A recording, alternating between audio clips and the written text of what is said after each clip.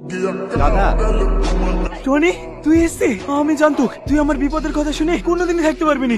দাদা তুমি কার জন্য জেলে এসছো তার নাম শুধু আমাকে একবার বলো, তাকে আমি এই দুনিয়া থেকে সরিয়ে দেবো। ওই শালা ইন্সপেক্টর সামান, তুই আমাকে বাঁচা ভাই। ও যদি সাক্ষী দেয় না, আমার ফাঁসি হয়ে যাবে। হাইলে তুমি চিন্তা করো না দাদা, ও কোর্টে পৌঁছানোর আগে ওকে উপরে পৌঁছে দেবো।